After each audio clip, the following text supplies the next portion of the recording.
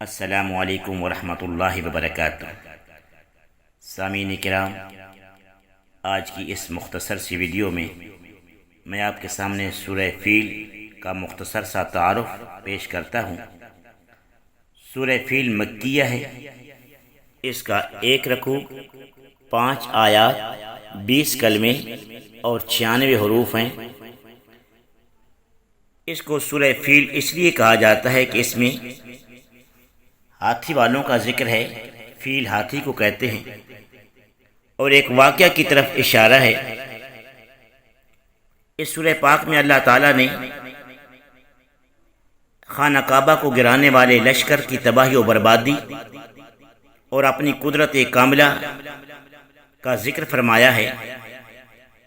ابرہہ جو کہ یمن و حبشہ کا بادشاہ تھا، اس نے جب دیکھا کہ کثیر تعداد میں لوگ خانہ کعبہ کا طواف کرتے ہیں اور خانہ کعبہ ان کی توجہ کا مرکز ہے، تو کیوں نہ ادھر سے ہٹانے کے لیے ایک اور کوئی عبادت خانہ بنا دیا جائے۔ تو اس نے یمن کے دارالحکومت صنعا میں ایک کلیسا تیار کیا، لوگوں کو ادھر مائل کرنے کے لیے یہ عبادت خانہ بنایا۔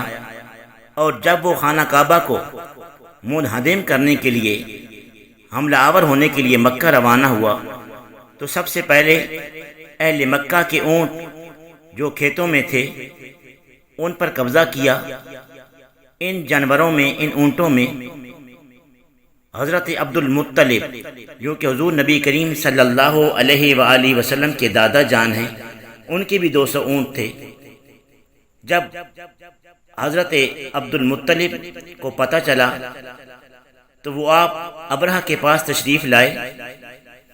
ابرہہ نے آپ کا چونکہ اہل مکہ کے سردار تھے تو بڑی قدر و منزلت کا مظاہرہ کیا اور تعظیم کی اور آنے کی غرض پوچھی۔ تو حضرت عبد المطلب نے فرمایا کہ میرے 200 اونٹ آپ کے پاس ہیں، ان کو لینے کے لیے آیا ہوں، وہ واپس کر دیجئے۔ ابرہہ بڑا متعجب اور حیران ہوا اور کہنے لگا کہ جب تم آئے تھے تو میرے دل میں تمہاری بڑی قدر و منزلت تھی۔ ابرہہ بڑا متعجب اور حیران ہوا اور کہنے لگا کہ جب تم آئے تھے تو میرے دل میں تمہاری بڑی قدر و منزلت تھی، لیکن یہ چھوٹا سا مطالبہ سن کر مجھے بڑا تعجب ہوا۔ میں تو بڑا ارادہ لے کر آیا ہوں خانہ کعبہ کو گرانے کا، تمہیں خانہ کعبہ کی فکر نہیں ہے، اپنے اونٹوں کی صرف فکر ہے۔ آپ نے جو جواب دیا وہ لائق توجہ ہے۔ آپ نے فرمایا جس طرح میں اونٹوں کا مالک ہوں، اسی طرح اس عظیم گھر کا بھی ایک مالک ہے، وہ اللہ تعالیٰ کی ذات ہے۔ وہ اپنے گھر کی حفاظت خوب کرنا جانتا ہے، اچھے طریقے سے جانتا ہے۔ پھر آپ اپنے اونٹ لے کر واپس چلے گئے اور اہل مکہ کو مشورہ دیا کہ پہاڑوں کی گھاٹیوں اور چوٹیوں میں پناہ گزین ہو جائیں۔ قریش نے ایسا ہی کیا اور حضرت عبد المطلب نے کعبہ کے دروازے پر پہنچ کر بارگاہ الہی میں فریاد کی، عرض کی یا اللہ،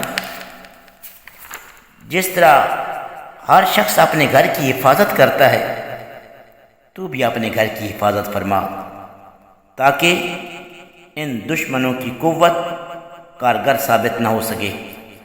تو اللہ تعالیٰ نے اپنے گھر کی حفاظت کا اہتمام اس طرح فرمایا کہ پرندوں کا ایک لشکر بھیجا جس کی چونچوں میں چھوٹے چھوٹے کنکر تھے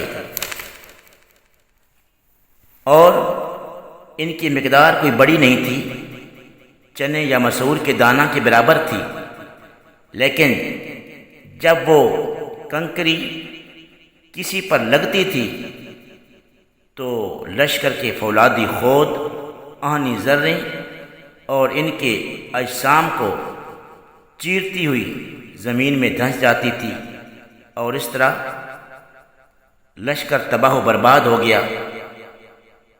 ایک مختصر تعداد جس میں ابرہہ بھی تھا وہاں سے بھاگ نکلنے میں کامیاب ہو گئی، لیکن ان کے جسموں میں اتنی زبردست خارش پیدا ہو گئی کہ وہ ہر وقت کھجلاتے رہتے۔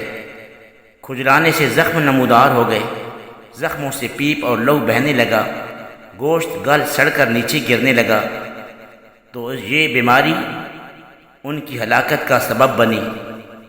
اور اس طرح اللہ تعالیٰ نے اپنے گھر کی پکڑ اور گرفت سے نہیں بچ سکے گا۔ اللہ تعالیٰ نے ان کو یوں برباد کیا کہ ان کے متعلق فرمایا فَجَعَلَهُمْ كَعَصْفٍ مَأْكُولٍ، انہیں ایسا بنا دیا جس طرح کہ کھایا ہوا بھوسا۔